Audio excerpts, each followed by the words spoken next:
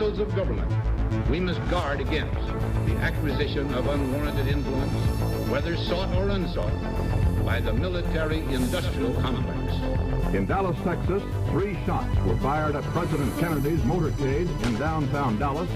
The first reports say that President Kennedy has been seriously wounded by this shooting. It is a big idea, a new world order. It was almost as if it were a planned implosion. It just pancaked. Either you are with us or you are with the terrorists.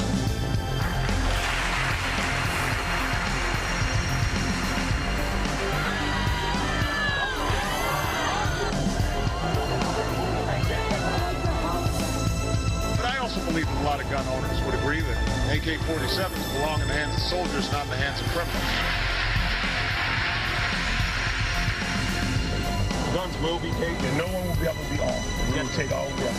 For many of the police and guard troops, it is an uncomfortable job to do this in an American city. Global governance at last. Is it one world? The central bankers in charge.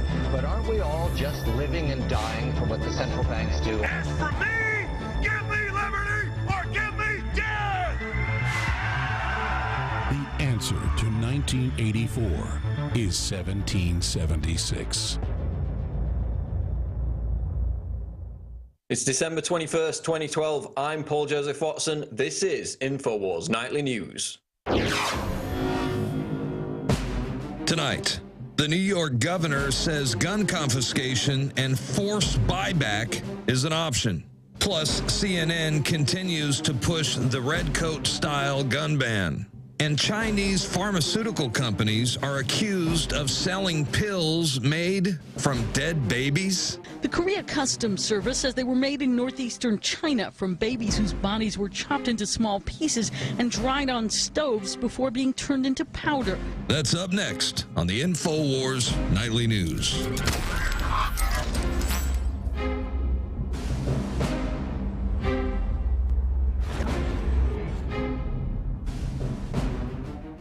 Top story tonight, Kurt Nimmo, Infowars.com. New York governor, gun confiscation and forced buyback an option. This is also up on drudgereport.com tonight. New York Governor Andrew Cuomo says the state of New York is serious about gun confiscation. The Democrat and former Secretary of Housing and Urban Development told an Albany radio station he plans to propose a package of draconian legislation during his State of the State address next month. And this is what he's calling for, quote, confiscation could be an option. Mandatory sale to the state could be an option. Permitting could be an option. Keep your gun, but permit it, the governor said. And of course, this is in New York, where you already have to jump through, 100 flaming hoops simply to get a gun in the first place. And isn't it the height of hypocrisy, again, as we've said many times, that Cuomo himself, just like Mayor Bloomberg, has his own armed bodyguard, but is now lecturing the American people that they're going to have to potentially turn their guns in. It's okay for the crime bosses to be armed, to be protected with guns. American citizens are scum. You don't get that right. And so for all the people who say, well, the American people will never turn in their firearms, it's never going to happen. Just look at Hurricane Katrina. When the National Guard came knocking, even in the high and dry areas which were unaffected by the storm, they turned their guns in. The quote from the police chief was, no one will be allowed to be armed. We will take all the guns. And in many cases, they did. So that's a fallacy that some Americans won't turn their guns in. Whether it happens on a widespread basis remains to be seen. But we're drawn back and back again to this whole fallacy that you need government permission, permits to exercise a God-given right of self-defense. So basically, Cuomo's thrown his lot in with Michael Moore, Piers Morgan, Mayor Bloomberg, Obama, and of course the communist Chinese government calling for the American people to be disarmed. And they're all on message calling for law-abiding American citizens to be disarmed, to have their Second Amendment rights stripped. Along with the mainstream media, which brings us on to our next story, CNN pushes British-style gun ban.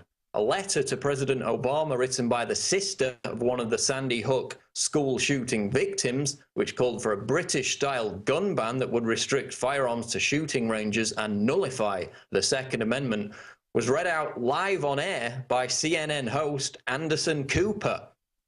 And you can watch this video at InfoWars.com. So basically, it was a family friend of one of the children tragically killed in the massacre.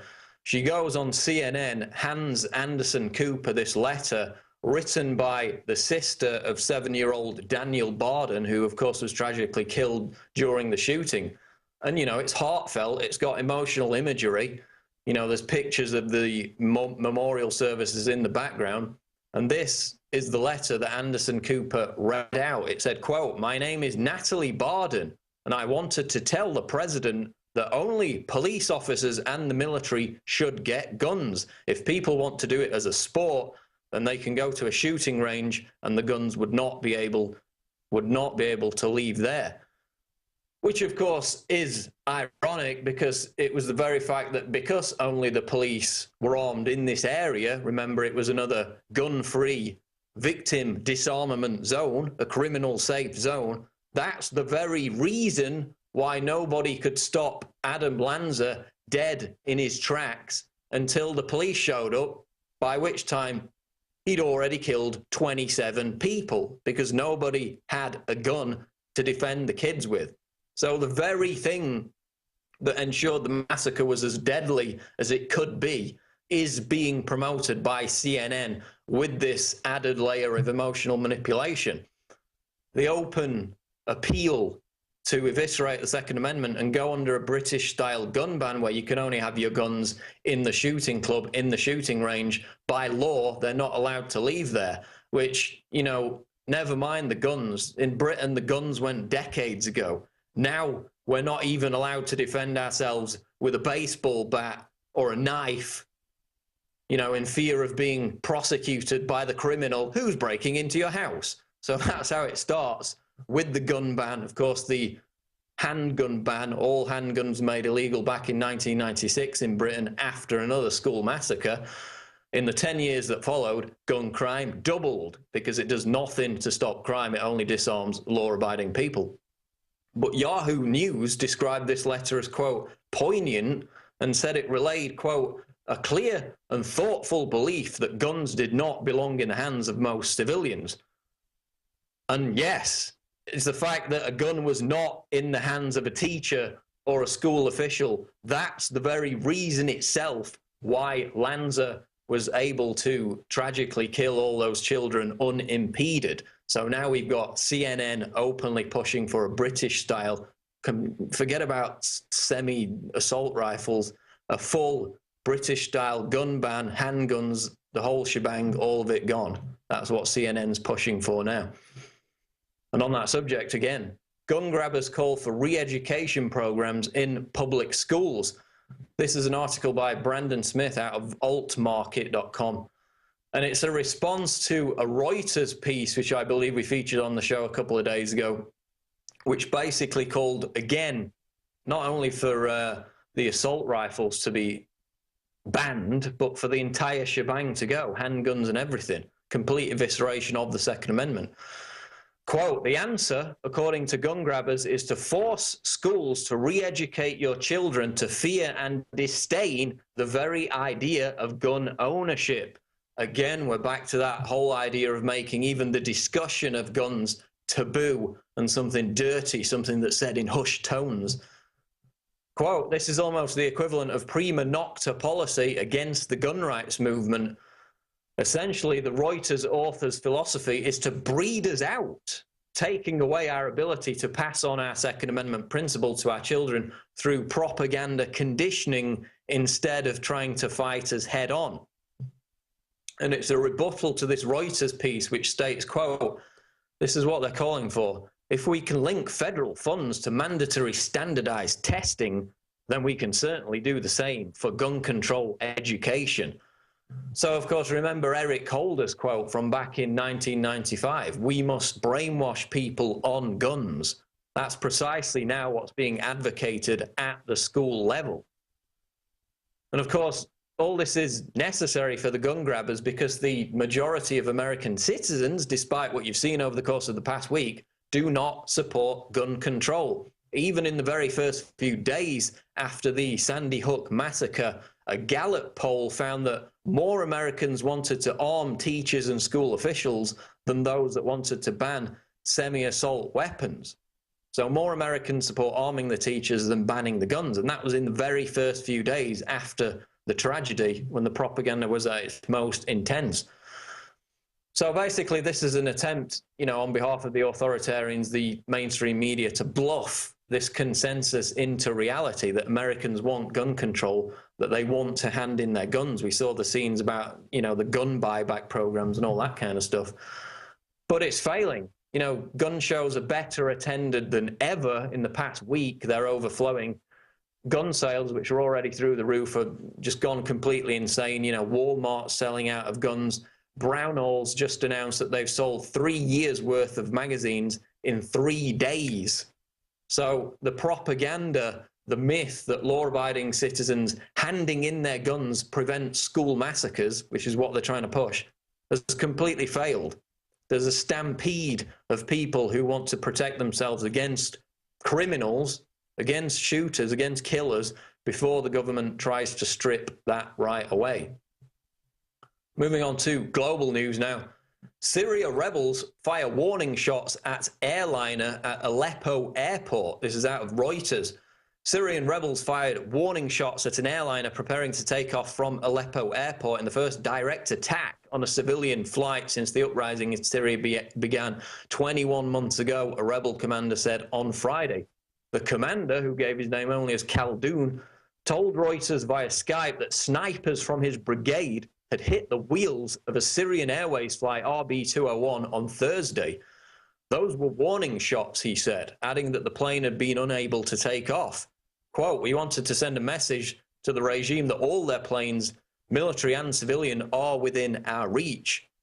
Now imagine for a second the intensity of the freakout that would ensue if terrorists in the United States had fired a commercial airliner at a major airport, taking off from a major airport. Can you imagine the freakout, the hysteria that would generate?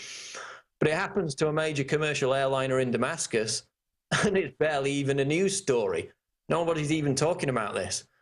And we know why. It's because the people behind it, the terrorists, known Al-Qaeda members who actually killed US troops in Iraq, are being funded, armed, trained by the West, by the Gulf states. They've been given the rocket-propelled grenades, and they're now openly targeting commercial civilian airliners, nothing to do with the military, openly targeting them and bragging about it.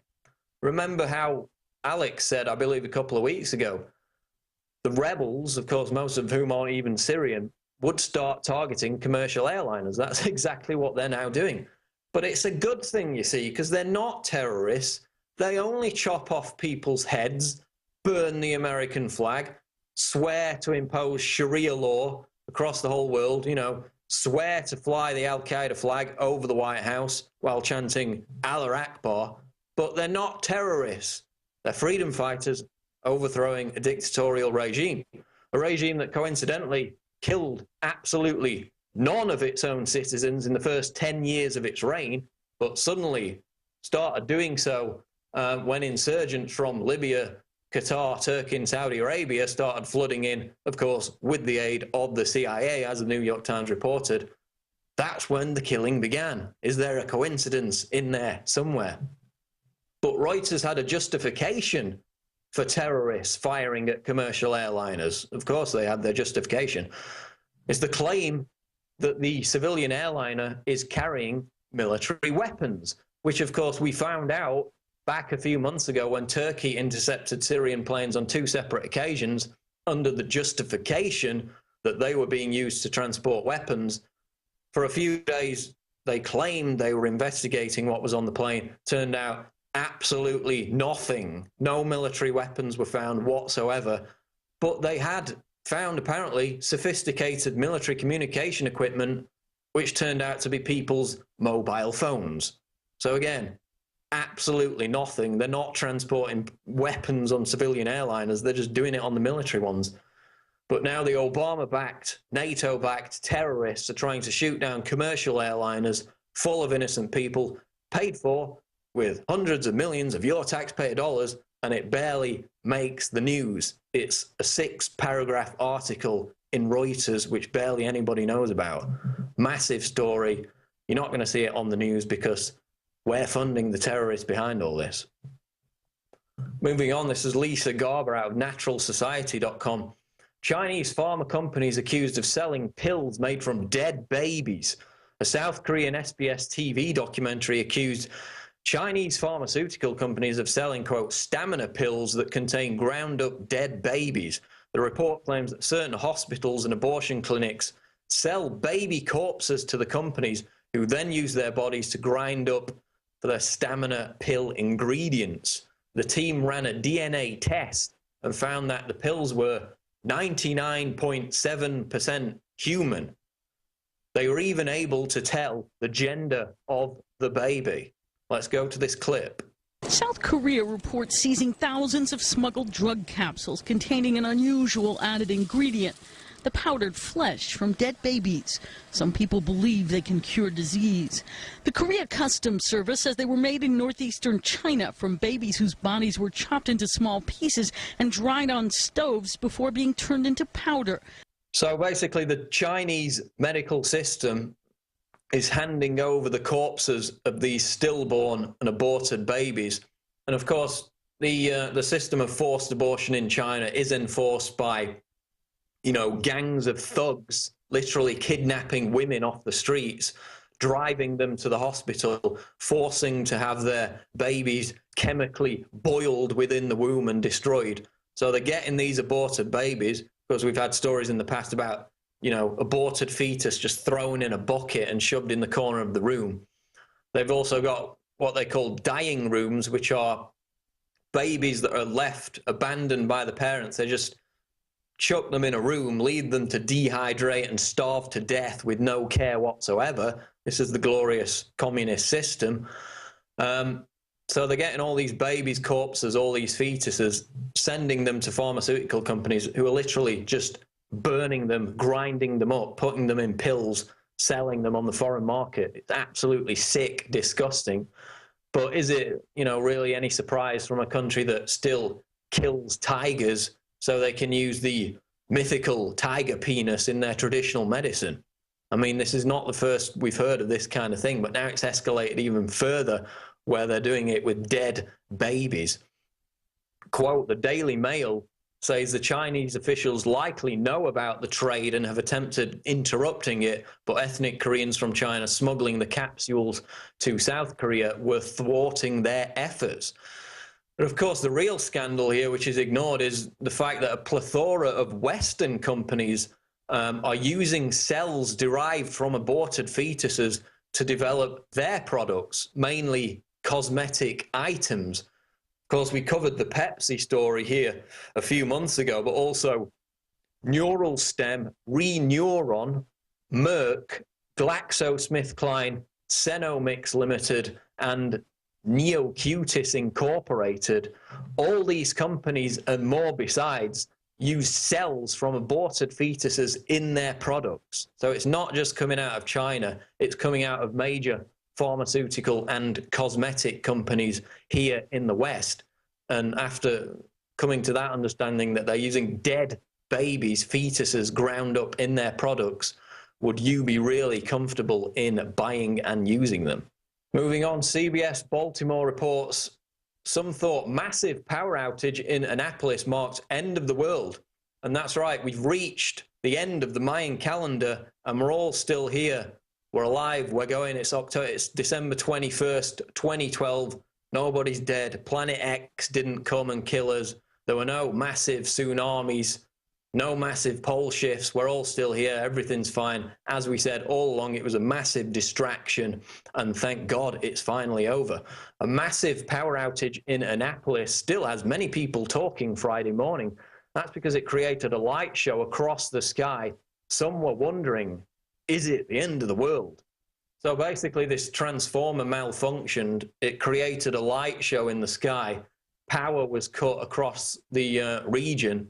And according to this report, a lot of people left comments on social media fearing that this was the beginning, the early beginning, because it actually occurred on Thursday night, of Armageddon itself. But finally, we've got past this ridiculous Mayan calendar distraction. You know, the world hasn't come to an end. There's been no major spiritual shift, no rebirth of humanity, as far as I can tell.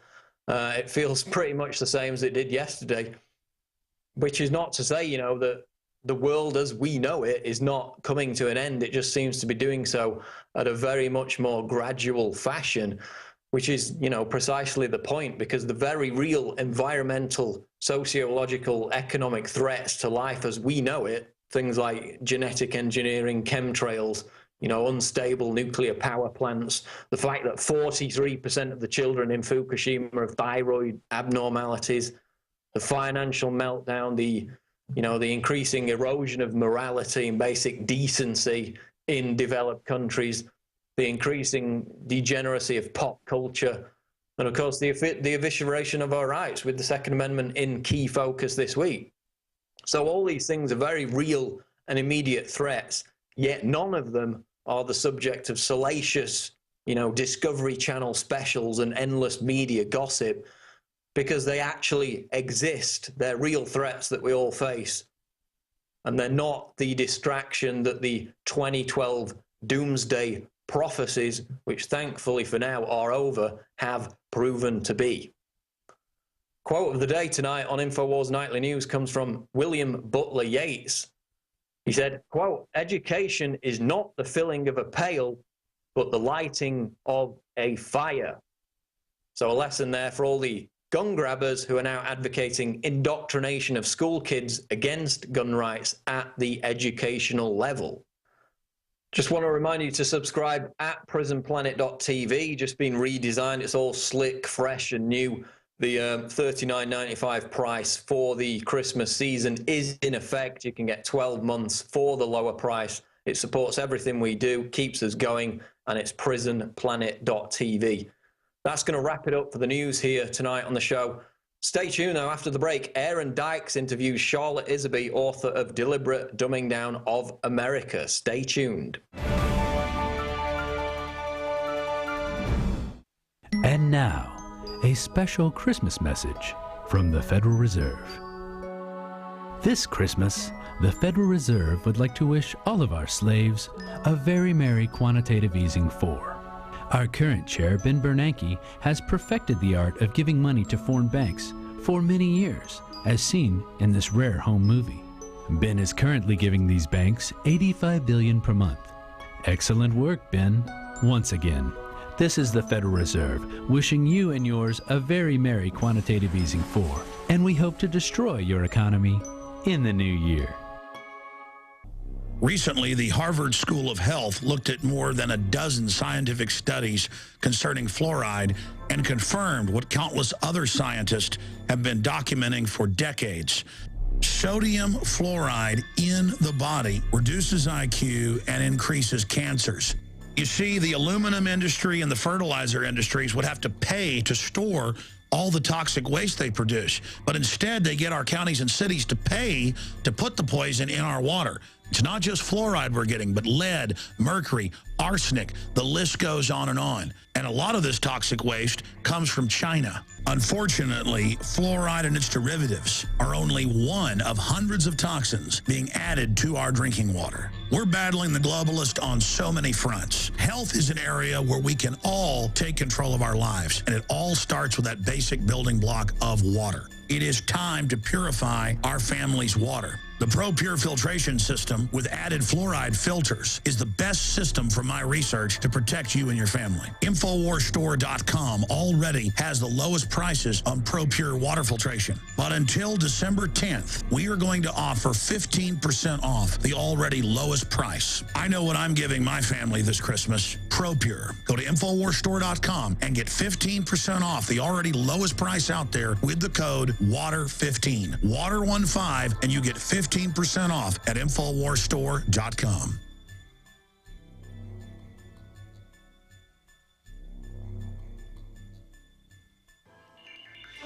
Alex Jones here with a message that could revolutionize health in this country. Going back about a year and a half ago, I began to learn about the incredible health effects of longevity products. Aaron Dykes lost 92 pounds. We're going to show you some before and afters.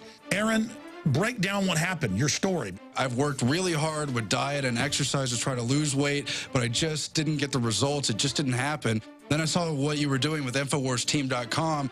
I wasn't even trying to lose weight, but I got it because I wanted to feel better energy. I wanted that nutrition. Didn't even understand how that could kickstart my own weight loss goals, but the products did that for me. I found myself suddenly losing weight, more energetic, wanting to exercise, wanting to eat the right foods. And they don't even advertise it as weight loss. I want to challenge our radio listeners to go to InfoWarsTeam.com. Sign up as a distributor and get wholesale pricing discounts at InfoWarsTeam.com.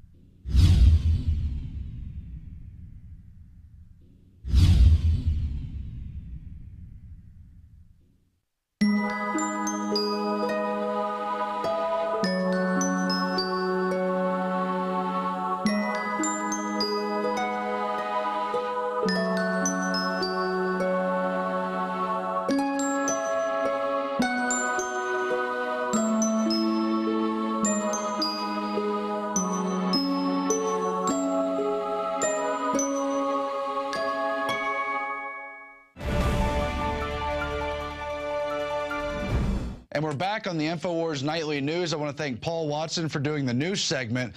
Joining us now is Charlotte Iserby. She is a consummate whistleblower. She's been inside the education department under Reagan. She's been in all kinds of diplomatic and governmental positions and has been exposing this stuff for decades. She's an absolute treasure trove. She is a brain trust, and we appreciate her joining us now.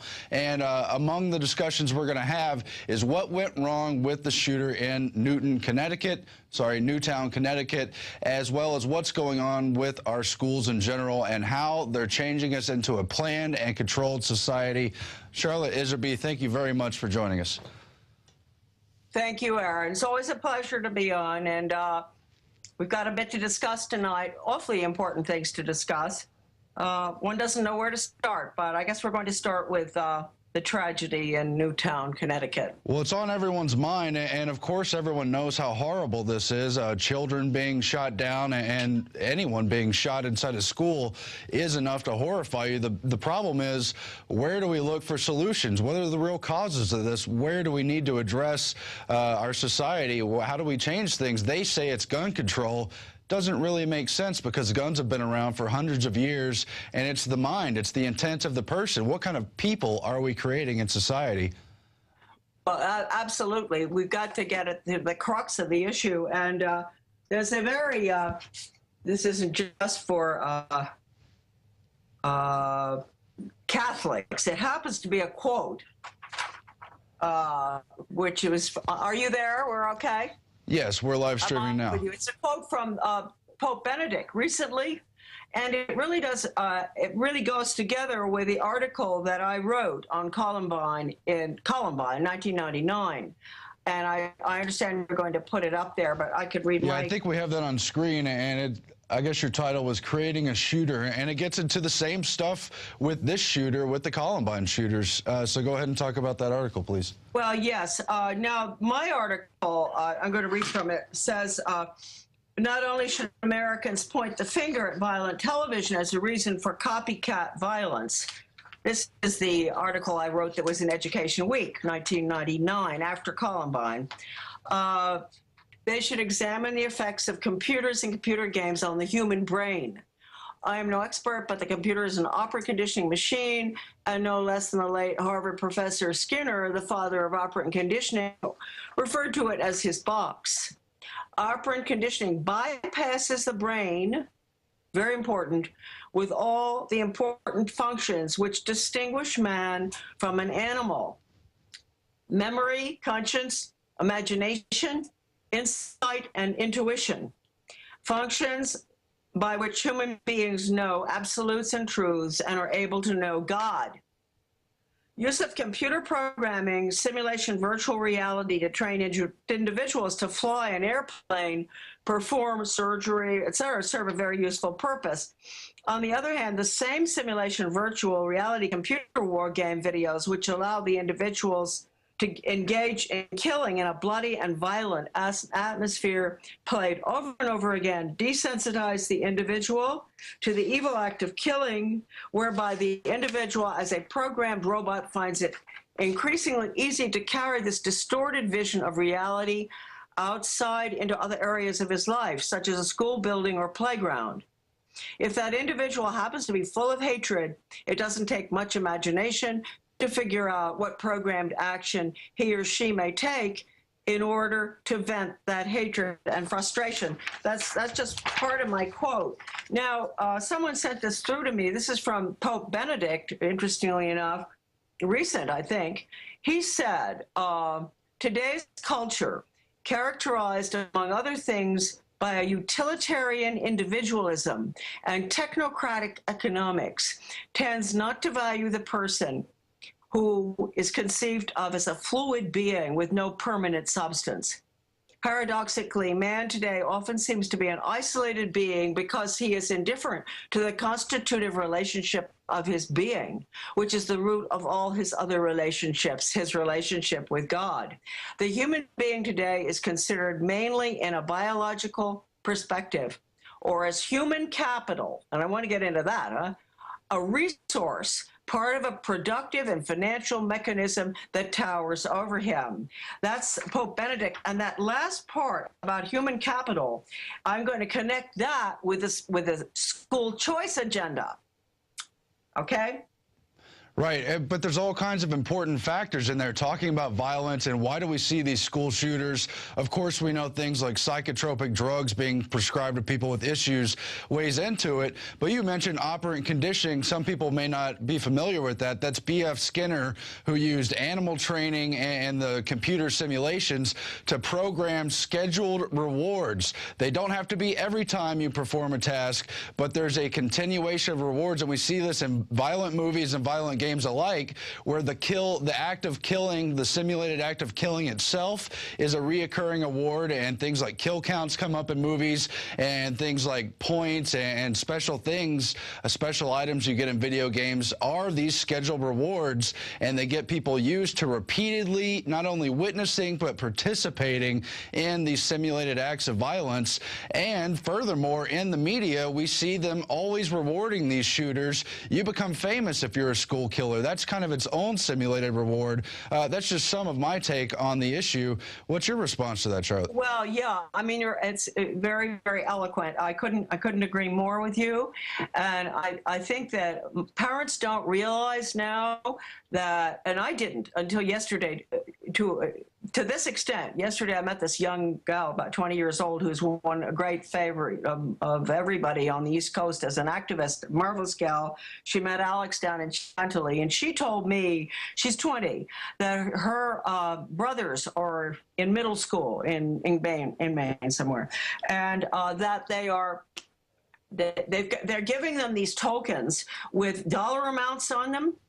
And if the students walk properly down the hallway or answer a question properly or whatever, if they get the right answer, they do what the government wants, they get these tokens. And they can take that. They've got $1, $2, all the way up to 20, I guess. They can take it to the school store and buy something. Now, listen, folks, that's not just in Maine. This is going on all over. And even in my old town of Bath, Maine, where I lived, 10 years ago, they had the community-oriented policing system. And they were,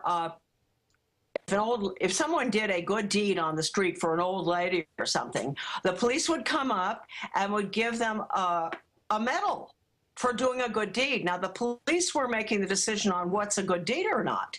And this act on the part of the person who did the good deed would be registered in the state capitol computer in the police department or the police force there. So honestly, This is not something that is new with the operant conditioning. And Skinner, about 35 years ago, up in Mendocino, California, at a top secret meeting, this quote is in my book, Deliberate Dumbing Down, he said that in the future, Americans are going to get very upset about things going on and loss of their freedoms and this and that and the environment and blah, blah, blah. And they're just going to be unhappy people. And the only way to deal with the unhappy people isn't through police action. It's through operant conditioning and rewarding them. That is a direct quote. I mean, it's a little bit out of it, but that is a direct quote from Skinner. And so we're going to see more and more of this rewarding, punishment and reward. And so I think that the Newtown, Connecticut thing, whether one can connect it with what I'm talking about, I don't know. But we should be connecting it with education. And let me go on just a little bit further on this one. I wouldn't have written a 750-page book in regard to American education, which is all documents, had it not been for the fact that I'm horribly concerned. Of course, about the academics, no history, no math, no nothing, a deliberate dumbing down, but also a deliberate destruction of values, deliberate.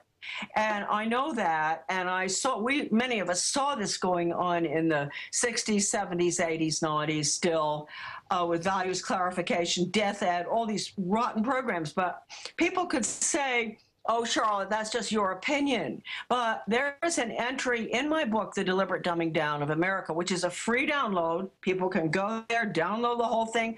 You can cut and paste, just look at the index and look under guidance, and you'll see this quote.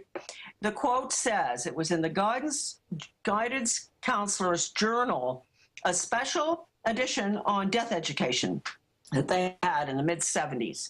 And it said, we will use death education to change the students' values and beliefs towards death and dying, the same way we use sex education to change their attitudes and beliefs towards sex and various sexual practices.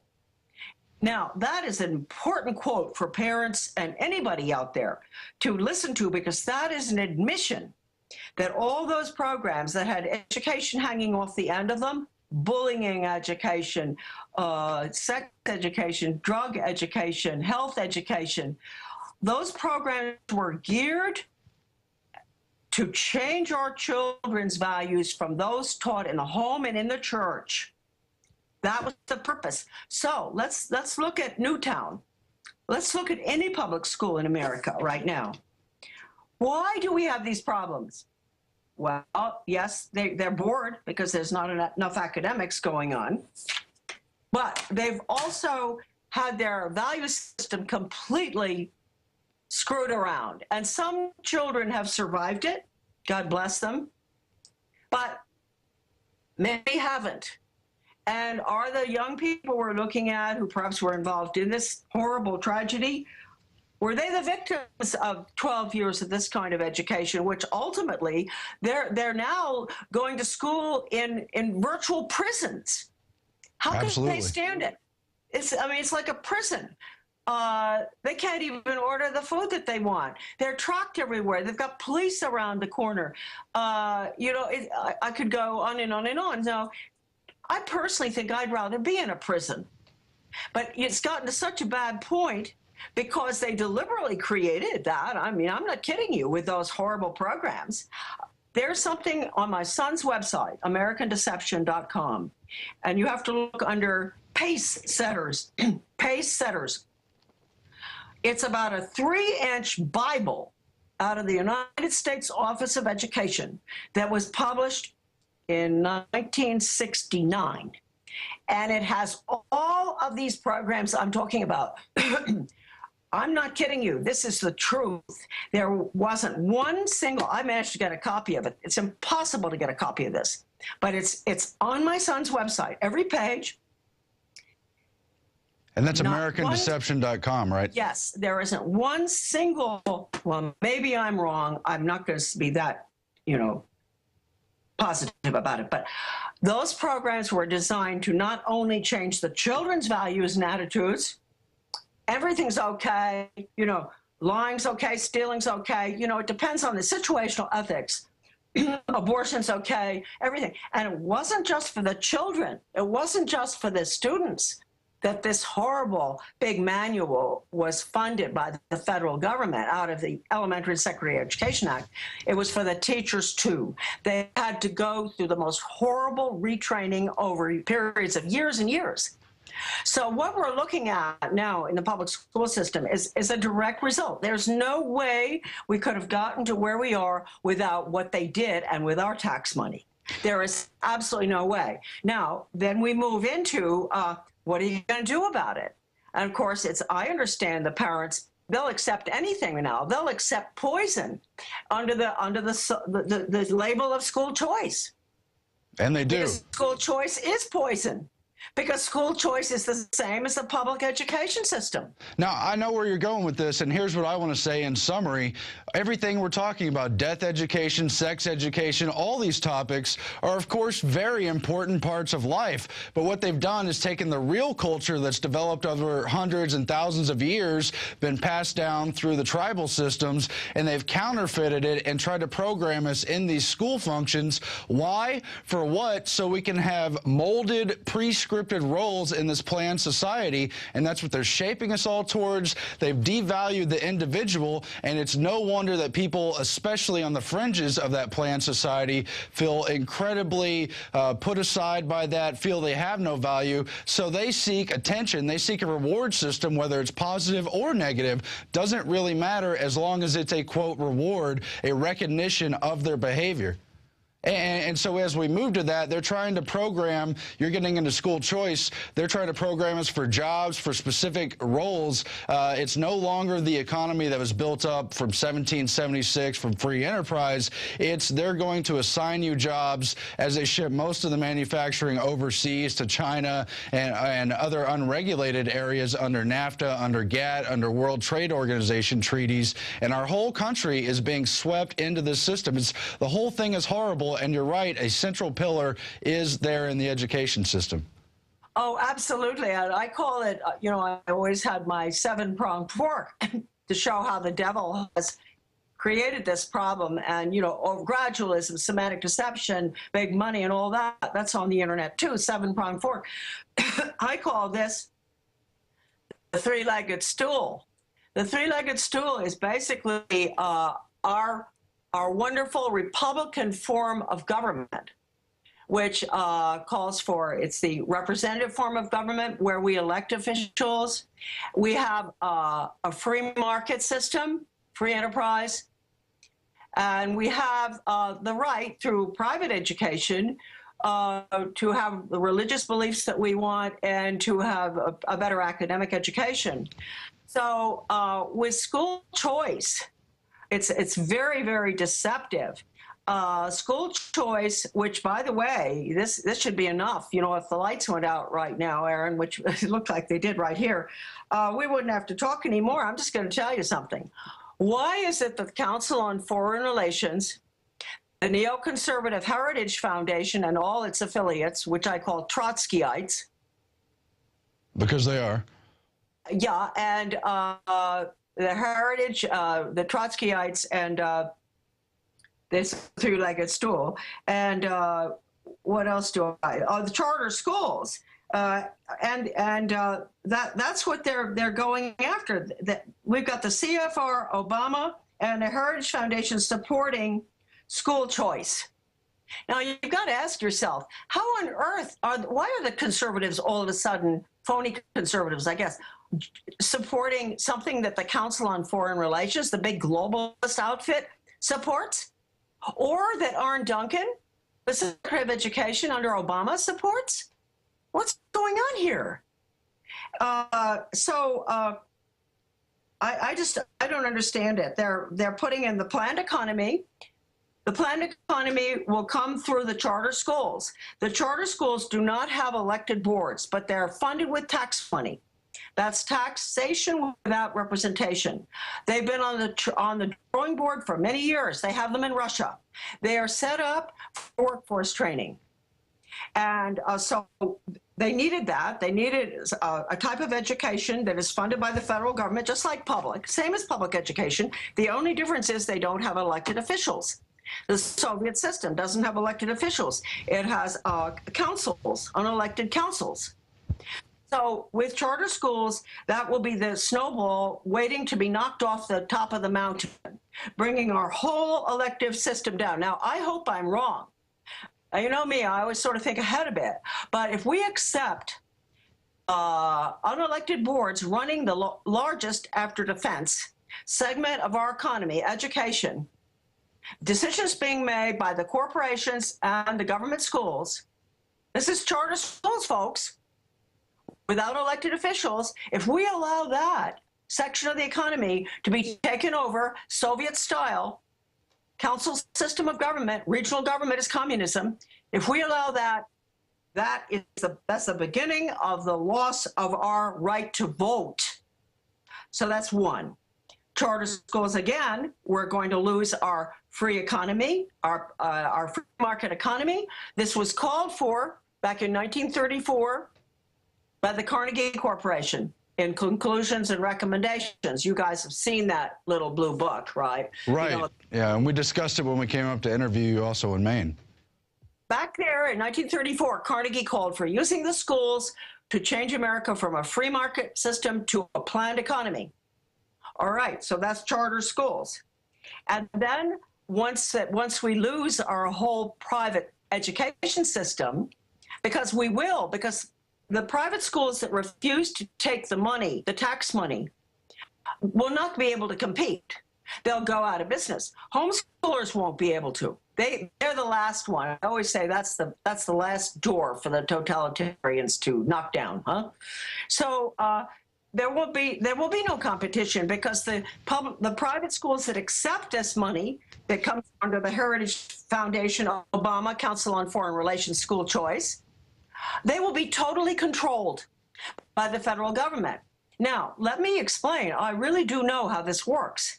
Number one, I worked as an elected school board. I was elected in the 70s. I always knew not to take federal money. I voted it down every time, number one. Number two, when I got into the U.S. Department of Education, I found a grant. It's in my book, Deliberate Dumbing Down. I think it's in my son's website, too, called Project BEST, Better Education Skills Through Technology.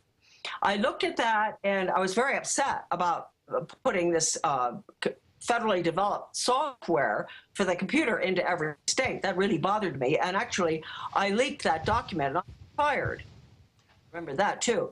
But I'll tell you one thing. The major reason I got upset about that was within that document, which was marked confidential, it said, and I want these people out there who support school choice, who think it's okay to take tax money from the federal government or the state government or local. Okay, I want them to listen to this. This is what it said. What we can control and manipulate at the local level. And it listed the content of the curriculum, the choice of the task forces, where they're going to have the meetings, on and on. Now, look, so you want to support school choice? What's out there now being supported by the CFR, Obama, and the Heritage Foundation? If you do, that's what you're going to get. That's exactly what you're going to get, what I saw with Project BEST. Now, another example. When I got a little bit, they became curious, my boss, about what I was doing. We're okay now. We're still on, I hope. We're still on, yes. He sent me up to the National Institute of Education, sort of to get rid of me, and with a cut and dried agenda for little Charlotte. Right? So I was going to work with a government GAO guy on waste, fraud, and abuse up at the National Institute of Education, which is the one that puts all your tax money goes in, all these grants, not just out in the United States, but all over the world, right? And so I started going through the computer printouts, and I was working with this very nice guy from GAO. And I came across a very important document there, which was about changing little elementary school children's values, pre and post testing.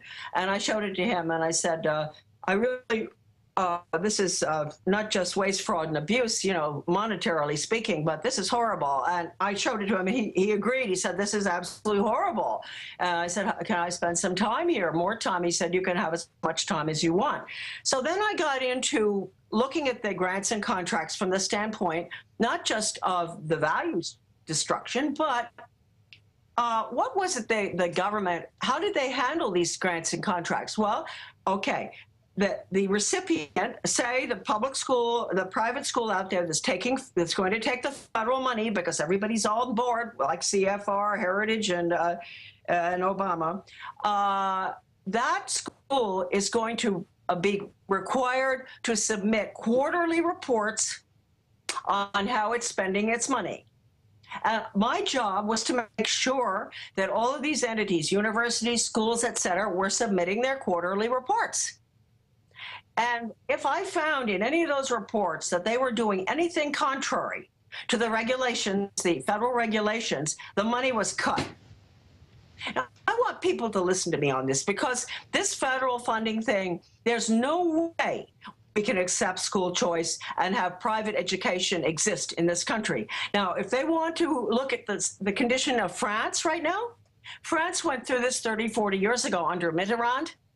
The same thing happened. All the Catholic schools are down the tubes. There's no question about it. And people don't understand what I'm saying. Well, it's first of all, one of the major issues is the federal funding. It's the feds biting the hand that feeds. That's us, the taxpayers.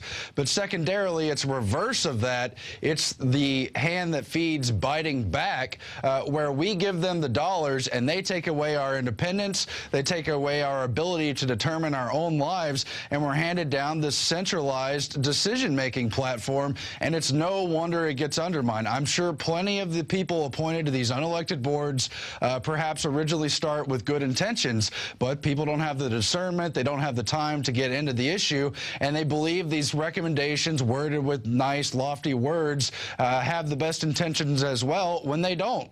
And you talk about Heritage Foundation, everything else, you've got true conservative people feeding money and energy and investment of trust into an organization that's controlled by the Rockefellers, controlled by the whole tax-free foundation mechanism, which is anything but conservative. It's completely radical. They've declared their intent to change our society forever, and they're doing it.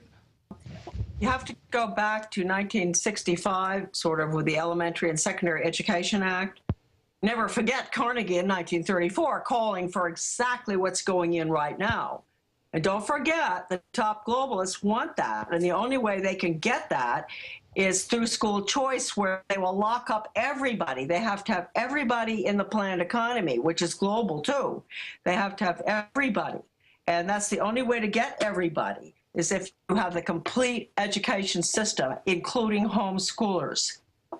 Because you can't have a properly functioning Soviet Polytech training system with a few people as outliers, not involved. That the computer system doesn't work that way. But I'm going to go back to 1965.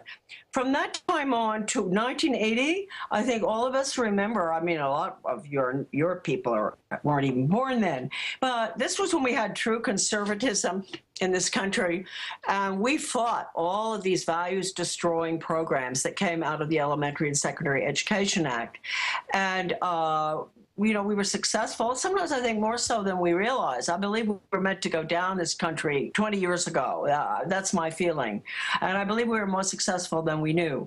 But we killed values, in some instances, values clarification, death ed, all this stuff, horror, taking the children to the funeral home to see dead bodies, and all this stuff we were talking about earlier. We fought. A lot of teachers and parents across the country fought hard. Then, after they had succeeded with, I'd say, probably 60% of our young people changing their values from those taught in the home or in the church, they knew they'd pretty much done their job. So that was the Democrats, and we could beat up on the Democrats all we wanted, and we all did. Then comes Ronald Reagan, who was my great idol, you know. I thought he was going to continue this beating up on them. Well, no, what happened is, I think, They changed, their agenda was changed. They had completed the destruction of the values. That doesn't mean they were gonna stop with all these rotten programs, but that was pretty much taken care of. Democrats could go to sleep. On board come the Trotskyite Republicans. The Republican Party was invaded by Trotskyites. Ron Paul knows all about this. And so we get Bill Bennett, we get all the, Crystal, we get all the rest of them, Billy Crystal, all of them. And their agenda, and Terrell Bell, T.H. Bell, who was very left-wing and had been a great supporter of the U.S. Department of Ed, he's brought on board by Ronald Reagan to get rid of the very department he supported. Well, they have the nation at risk. Then they focus on how are they going to destroy the public school system, basically, to completely restructure it, which is what we're looking at now, charter schools. So they had to get rid of grades. I mean, this was all in the works. Get rid of ABCD, get rid of kindergarten through 12th grade. The goal was through Mark Tucker, school to work. All of this was to bring the traditional elected board, or rather the hierarchy of the public school system, the skeleton, bring it down, get rid of the elected board members. And the intermediate thing is was site-based management, they called it. Now it's called charter schools. And so what I'm trying to say is the Democrats went to sleep. If you look back since 1980, you won't see very many initiatives that came out of the Congress that were Democrat. I mean, I was pretty slow on, I kept saying, what's something wrong with me? I mean, what's going on here? Because up until 1980, they hadn't been doing that. And then when Reagan came in, it was unbelievable. All of a sudden, I saw these projects, especially the change in our economic system from free enterprise, let's call it corporate fascism. That happened. And I wrote the president a nice letter prior to that happening. When I was fired, I wrote him, and I still believed in him. And I told him everything that was going on in that building, the U.S. Department of Ed, Marxist factory. And I never got an answer from him, although I know he got my letter, because John Lofton, who was a journalist back then, I know where John is now, he called the White House and he talked to Reagan's secretary. And she said, oh, yes, Mrs. Ezerbait's letter is on his desk. He's marked it all up, and he sent it on to Ed Meese.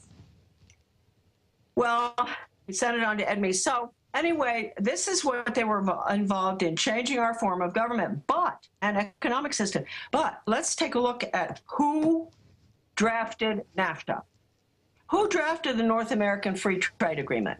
I wonder how many people, Heritage Foundation supporters, know that it was Richard Allen, who had worked under Reagan in the White House, dismissed because he accepted a watch from the Japanese, went over to World Heritage, drafted the North American Free Trade Agreement, which has been responsible for a lot of our listeners out there. Americans have lost their jobs because of the Heritage Foundation, which is now all involved in putting in the new economic system with school choice. Now look at Senator DeMint. What on earth? A senator, a good senator, put in there by South Carolina voters. That's an important seat. Why is he leaving his job to go to Heritage and head it up and push the school choice agenda? Please, folks, think.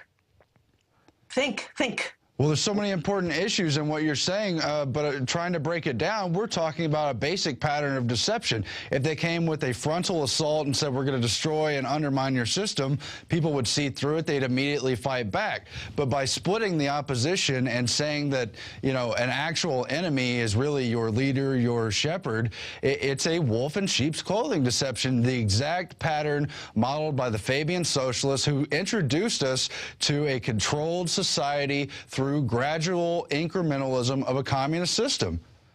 And that's why you see it in the so-called conservatives with the neoconservatives who really are not conservative at all, and they're signed onto the same Cecil Rhodes-based system that controls the Council on Foreign Relations, the Bilderberg groups, the Trilateralists, and the rest of them. And as you pointed out, they're pushing for a global government with regional subcomponents. Regional because it circumvents all the nationalism and all the sovereignty that comes with constitutions and everything else. That's why you see people like Jeb Bush writing the North American Union documents for the Council on Foreign Relations, though many of the Bushes talk a good game at many times. So do their advisors and spokespeople. But they're here to destroy us.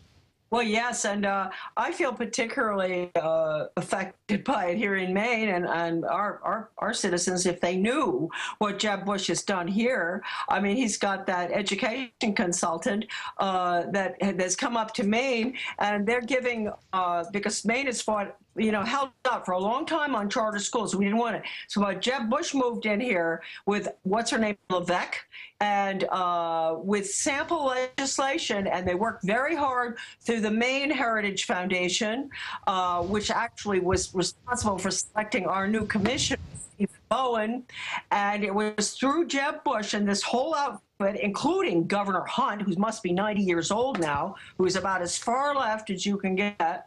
That crowd, Hunt and LePage and Jeb Bush. I have a picture of the three of them meeting at this conference they held about 6 months ago in North Carolina. Now, this is our so-called conservative governor, LePage. I talked to him the day before he was, before he became governor. The day before, he called me, because he knew I was upset about charter schools. And we had a nice talk, and I told him, I said, look, this is very dangerous. I said, you may not understand it. He said, well, we don't have any elected school boards with charter schools. And this is going to be school to work agenda. This is the Soviet system. And he looked at me, he said, well, we'll have to do something about those unelected boards. And I said, well, look, if you do, you'll just go right back to the public school system. Because charter schools are public schools. The only difference between a charter school and a public school is a charter school does not have elected boards. Well, he looked at me, that glazed look, and off he went. And he went ahead and did everything Heritage Foundation wanted. They got the legislation passed for charter schools. It's devastating. And anyway, Aaron, I mean, you're absolutely correct. It's wonderful to talk to people who followed history. I mean, you can't understand any of what we're talking about unless you know your history. And if anybody said to me, look, Charlotte, you've got 10 seconds left on this show. It's going to cut down. What's the most important document that we can read? It's an American Deception, and it is called Conclusions and Recommendations for the Social Studies. And I think you click in report first into the search engine. It will pop up. You can read it. It says right there that the schools will be used to change America's free enterprise system to a planned economy. This is 1934. And there it is. And then it talks about the changes in the curriculum. It talks about Americans being upset with the changes that are going to be made. They're not going to be happy, but it's going to be for the good of all of us because we're marching down the road, and they even say globalism, right? So all of this, and then Carnegie, of course, all the way through, every 5 years, I say, Carnegie funds something. The Education Commission of States, the National Assessment, Mark Tucker's thing going into Rochester, New York, the whole Commission on Workforce Training. You have the Mark Tucker letter to Hillary. People could look that up. It's all Mark Tucker, Carnegie. Look, and then you flip over into the new century, and you have even more of this stuff. And I hope people will, because you've got my book there, the abridged version of The Deliberate Dumbing Down. I hope people will get that book through you, because the updated version gives you the year 2009 to 2012, what's going on with Bill Gates, the Gates Foundation, all the other corporations. Exactly. The whole thing, UN Agenda 21 is very much connected with education. And so do get that book, which InfoWars has at their website. And I do hope you will definitely get on board with my no charter schools thing. The problem is everything you say is so sourced, it just triggers 8 more questions I have. Here's what I have to say about the book. I haven't had the chance to read it cover to cover, but I have absolutely used it as a reference. I have discussed it with people, and I remember we interviewed you 2 times, probably 12 hours on camera, and you had a stack of books. You had your books sourced. They were specific, important books. I went out and bought as many of those books as I could find when they're available on the marketplace. Those that weren't, I download it from that site you're showing, AmericanDeception.com. You can get an entire library of crazy good sources. But your book, Deliberate Dumbing Down, that we have at InfoWars, has it condensed. It's got piles of research, literal stacks of books indexed and referenced in here, and you can get the basic idea in a couple hundred pages, though it does seem like a weighty tome here, but it's full of very important information. Now, on the point of Bill Gates, we're seeing a continuity. He's got his Bill and Melinda Gates Foundation. They've told us how much good they're doing for the world. This is a continuation of the corporate fascism you're talking about. Mussolini said fascism is better termed corporatism. It's where the government apparatus, the medium between the people and the powers, is distorted to work for those corporations. And those corporations don't represent free enterprise. They represent the monopolists who took over our country roughly 150 years ago, the Rockefellers, the Carnegies, the Harrimans, on down the line with the Vanderbilts and the rest of them. And what happened was the public hated those monopolists so much, and they learned they could steer public opinion towards them by telling them how much good they're doing. That's why we saw the Carnegie Foundation. They were the first to pop up. The Rockefeller Foundation followed shortly after, and the others that we've learned to see. And the point I'm trying to make is they've controlled, through the guise of doing good, how to steer society towards what they want, a controlled, compliant population. And Bill Gates is absolutely continuing that agenda. We know he's used most of his money to fund vaccines and GMOs around the world, but he's also using his money to tell us how to handle socialized health care, what kind of medicines we could get, whether or not we should fund the prototypical granny in a hospital who might take $1 million worth of health care, and whether we can reroute it towards the educational system. He's putting money directly into schools to change that education system. And so my point is, what have we learned about Bill Gates lately? Oh, we learn about Bill Gates sort of every day. I know one thing, that he's very close to Jeb Bush, but I would like to just one thing. I believe that I sent you all an article from the Austin Chronicle about a charter school which is in Austin, and it's called Idea Academy. Well, fortunately, I think the local people did manage to kill it, but prior to killing it, this gives people a good idea what a charter school really is all about. You know, they're sending these people in to run charter schools that know nothing about education.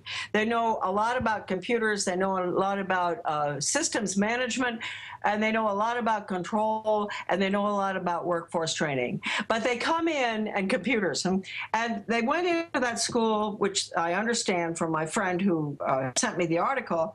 They went in there, and this was a Hispanic school, and it had been there over 100 years, and the parents were really involved, and they loved the school, and they could have lunch with their children at noon. And this outfit, Idea, corporate types, came in, and they emptied the library of all the books and put computers in. And they changed all the rules and regulations, and they displaced all sorts of students all over Austin or whatever. But anyway, it's an interesting story that your people probably know a lot more about it than I do. But I think it's important to talk about this because that's a perfect example. They don't care about our students. They don't care about teachers. They care about money. This is for-profit. It's not education. It's global workforce training. And once the money follows the child, which is what our governor wants to do here, and I'm sure in other states, the money that used to go to the school district you know, to fund all your students equally. The money is now going to be going, my friend in Texas, who's an educator, 30 years or so, he's been doing it. He told me that in Texas, they've got legislation that is, I believe this is what he said, where the money, and the same in Maine, the money will follow the individual child. And so they will know what, they will have, you know, check that child, psychological tests, et cetera, what he should do in the future. And they'll educate him for the job that's been decided by the school business partnership. And so this is very, very dangerous. They'll be keeping records, you know, the computerized data collection records, everything about that child. They have information, and they will follow that child lifelong. And we saw this just happen in Maine, where students from New Hampshire were going up to schools.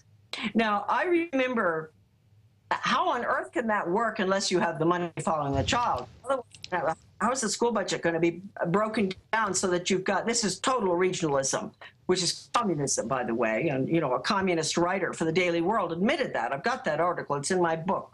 Look under ITLIN. But anyway, they're putting this in. This is what's going to be happening. The students will be going across borders because they're going to have to get the training across the border, maybe in Louisiana for you. You know, they've got training that you don't have in Texas. They don't care about your children. Ultimately, they will, as Harold Shane said, a great education change agent, your children, it's in my book too, will be moved all around the world. They don't care about you, mom and dad. That's what they're going to do with your children. Oh, what you're saying is true. There's documentaries on the IMF where they created programs through the IMF for jobs for countries like Jamaica, for instance, but they never gave those jobs to Jamaicans. They brought Chinese workers over to work in those slave factories. And that's the kind of thing that will eventually hit home, even here in the wealthy Western world. Yes, and it's... This money following the child is very scary. I mean, okay, so that means that there's a great quote by a Professor Eugene Boyce out of the University of Georgia that I often use, and he says, and he's not a conservative, he's probably very liberal. He's talking about communist education, and he says in communist countries, they do not educate for jobs that don't exist. Think about that. Right. I mean, is if your son or daughter, they want to be a cellist, they want to be a ballet dancer, they want to be a welder, I don't know, they want to make bicycles, but there's no job out there for that. So they're not going to be able to do that. They're not going to be able to be trained. Wake up. It sounds good to say fascism. That sounds pretty good, doesn't it? No, but it's the Soviet system. And if you go back, you were talking about the foundations. You go back to the tax-exempt foundations, and the investigation of the tax-exempt foundations called the Reese Committee investigation. It's at my son's website again, the whole 3,000 pages. Bless you, Charlotte. And where Rowan Gaither, the president of the Ford Foundation, told Norman Dodd that the foundations got their instructions from the White House. And the instructions were to change America, to the funding, all the money, change America so it could be comfortably merged with the Soviet Union. Now, people are going to say, oh, it's dead and all. I don't want to ever hear that again, please. It's more alive here than over there, really. But the merger has taken place, not just with the Soviets, but with China. So Rowan Gaither told the truth. We have merged. And then, of course, Reagan signed the agreements with Gorbachev to merge the two systems in 1985. And everything that we wrote about that, we conservatives, including myself, trying to expose it, was boycotted. Every book I've ever written has been boycotted, not by the left, by the conservatives. By your so-called conservative friends. Bless you, Charlotte. But in closing, we could talk for hours, and we have, of course, and people should check out those interviews, by the way. I'll plug them at the end. But the bottom line is they're not interested in free-thinking individuals, and they're not interested in a system where you can make your own decisions. They want to dictate the jobs to you. And yes, it serves the corporate agenda as much as it serves the so-called government, because they work together. That's what a public-private partnership is. That's what fascism is. That's the system we're going into. It could also be called collectivism, and they're working on that, and that is all in the deliberate dumbing down of America. You can get it from the website, dumbingdown.com. You can also get the book, the abridged version, back in print after years of not being in print here at the InfoWars store. But Charlotte, just in closing, we need to talk about the bumper sticker initiative. They told me today Alex has a new plan to give bumper stickers for free, maybe 100 at a time, to people who are willing to put them up in public places for the express purpose of trying to get the message out. And separately, you had the idea to put out these bumper stickers that you could see on screen. It says, "School choice / charters will kill private education." You're clearly trying to get a message out, and you're donating thousands of those bumper stickers to us here at InfoWars so we can give those out to people who do orders with the other free bumper stickers we give. So it's an exciting opportunity, and you're going to be selling them too, I guess, from your website. Is that right? Yes, my son has put the ad on my website on the order page. And I hope that you will. You can get them by sending me a check. It will be there, and make sure that you send me a self-addressed envelope, so that I don't have to fill out all the envelopes, and the address is self-addressed, and they're only 50 cents each. So send me whatever, a check, and add $5 for shipping and handling too. But we will be selling them at my website. And then, of course, Alex, I'm just thrilled. It couldn't have happened at a better time for me to dump all these on you. And they're nice and big. This is not the actual picture right here. That's what it is. But it's much bigger because it's 15. It's 15. Wait a minute. I'm sorry. It's 3 3/4 or something by 15. It's a beautiful, big bumper sticker. And just remember that whatever the government funds, the government controls. And there was a great researcher from Texas, Billy Lyon. I don't know if people have heard of Billy Lyon, and Don Bell, the great writer, did a newsletter from 1945 when he was on MacArthur's staff. Prior to that, in a Japanese concentration camp. When he got out, he did this newsletter until he died in 1995. Every 2 weeks, go there to Don Bell at AmericanDeception.com for the history of everything. But anyway, Don Bell put Jenny Baker's newsletter on school choice into his newsletter. And basically it was a beautiful newsletter she did, and she warned people, and she said, look, the regulations for school choice will be the same as the regulations that were passed about 30 years ago for daycare. The federal regulations for daycare, and they define daycare as any institution that takes care of our children for a period of the day, which would mean public education.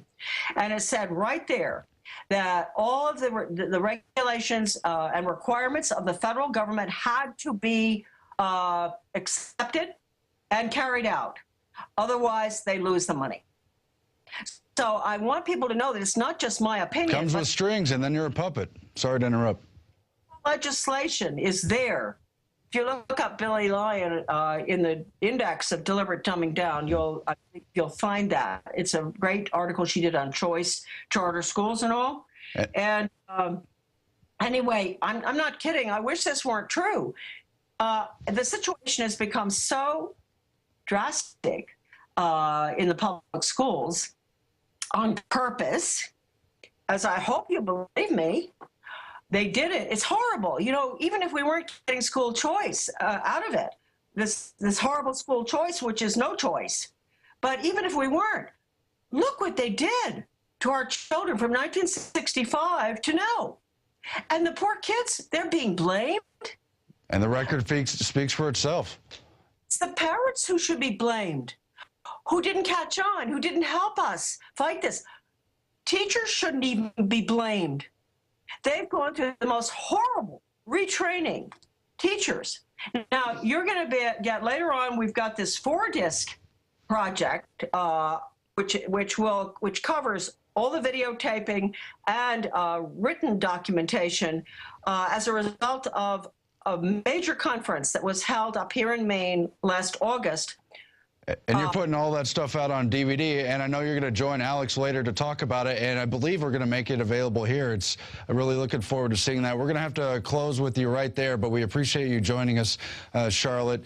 And that's all for tonight's InfoWars Nightly News, but I just want to point out she's not here to make money. She's not here to toot her own horn. She was talking about the tax-free foundations. The government was forced to investigate them back in the 50s. Those foundations had such pressure over the government. They tried to actually buy up those physical records and have them destroyed. Charlotte herself was involved in buying up those records so they could be circulated and exposed to the light of day. And it's exactly what we have to do on this education agenda and so many other aspects of the agenda. When we put the light of day on it, they cannot rule us through deception. That's what we have to do, is break that method of deception. And we did 2 very powerful interviews, installments, I guess, with Charlotte Iserby. They're up on prisonplanet.tv. You can also see them for free on youtube.com. One is on the whole Skull and Bones agenda. Her father and grandfather were involved in the secret society. The other is on how they're using education to destroy our society, how they're dumbing us down on purpose. Again, the entire thesis of her thorough book, The Deliberate Dumbing Down of America. We have that at InfoWars.com. But please go watch those interviews. It's a boil down of hours and hours and hours of picking Charlotte's brain. She's such a brain trust. She knows so many things, and it's just exciting to talk to her. I know we're going to have her back on in the near future. Thanks for joining us, and good night.